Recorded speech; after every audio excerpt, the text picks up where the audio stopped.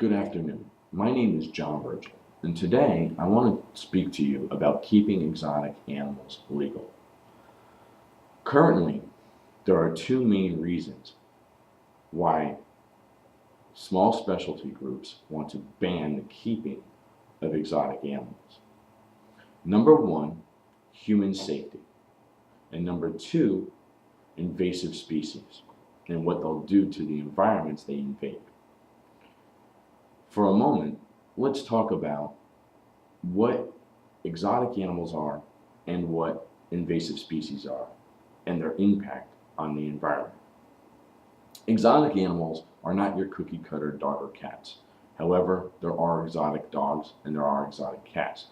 Exotic animals are animals from other nations, Africa, Egypt, Indonesia, so on and so forth, that are brought into this country. Most of them are legally brought in, by the way. When you think of an exotic animal, you probably think of a snake or a lizard. However, there are also exotic fish, there are also exotic birds and mammals.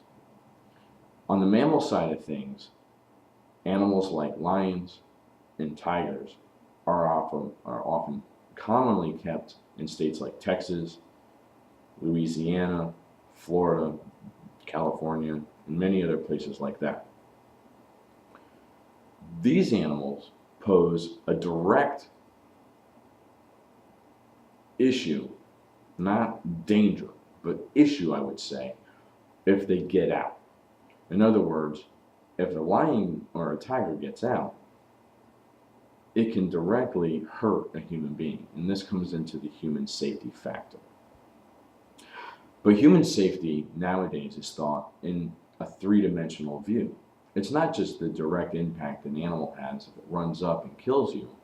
It's also the environmental impact that could cause viruses and bacteria to invade and kill us also.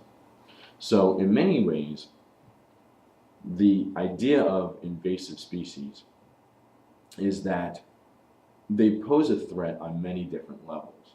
Now, this is not entirely true. Human safety is easily governed and easily controlled by responsible ownership of these animals.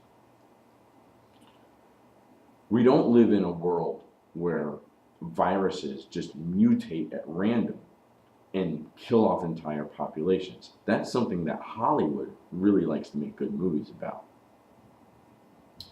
So human safety is an issue, but what has happened is these specialty groups that are trying to ban exotic animals, they heighten their intensity about it and they actually blow it out of proportion, making it almost like a Hollywood movie. The next side of this coin for banning exotic animals is, of course, invasive species and their impact on the environment that they invade. Areas that are most susceptible to this are areas like the Florida Everglades. If you've watched the news, you'll know that right now there's a big stigma on Burmese pythons in the Florida Everglades. A lot of this stigma is negative and a lie. A lot of these specialty groups want you to believe that Burmese pythons are regularly invading the Everglades and their populations are exploding. However, again, this is a Hollywood scare tactic and they're really good at using it. The side that is for the animals, we're constantly putting the truth out there. The truth is this: invasive species can absolutely, positively hurt an environment. But invasive species like Burmese pythons and so on and so forth can be controlled at a local level by local people. Involving big government is going to involve all 50 states. You ban the ownership of exotic animals and you take away an industry that is a multi-billion-dollar industry.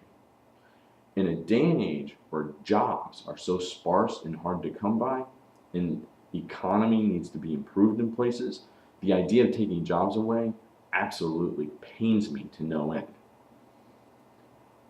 So the industry is there trying to keep their jobs, and the other side wants to ban their jobs. This is insanity, and it's a giant tug of war that's not going to just end tomorrow. If you take people's livelihood away and you allow the government to do it, it's going to cause a problem. If you're a dog or a cat person and somebody walked into your home and said, listen, you can't own that animal anymore, what would you do? Would you stand up and fight? I hope you would, because that's what us exotic animal keepers wind up having to do on a daily basis. We have to petition and write and create websites and create a presence, and we are constantly fighting a battle, and that sometimes it feels uphill. We've had a lot of victories, but we're still fighting, and that fight does not end. Taking away exotic animals takes away jobs. The other side has some very valid points. Invasive species are a problem, but you know something? It can be controlled at a local level. So I implore you that if you're from these areas, to keep it in those areas. If you're an exotic animal keeper, be a responsible exotic animal keeper. Don't let your animals out. Don't take your animals into areas that could harm people. Be smart about what you're doing. Be smart about how you handle yourself. The exotic animal trade can be here for decades and generations to enjoy. There's a lot of animals that pose no human threat whatsoever, that if these bans come through, it will take them away. And then the only way you're ever going to enjoy them is in an encyclopedia. Not even zoos will be able to have them. And those are the facts. Don't take the exotic animal trade away from the people that love it. That's pretty much my point in this speech. We've discussed a couple of things in this speech. We've discussed invasive species and the truth about them. We've discussed the media and the group that uses the media against the industry. And now the industry is starting to fight back with its own media.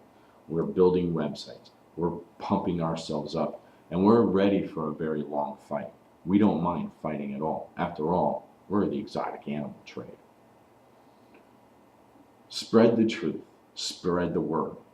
Think about how certain things, even though they don't affect you directly, maybe they'll affect your uncle, your grandmother, or your best friend.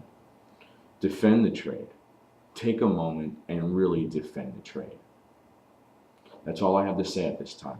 My name is John Burgel, and I want to thank you for listening.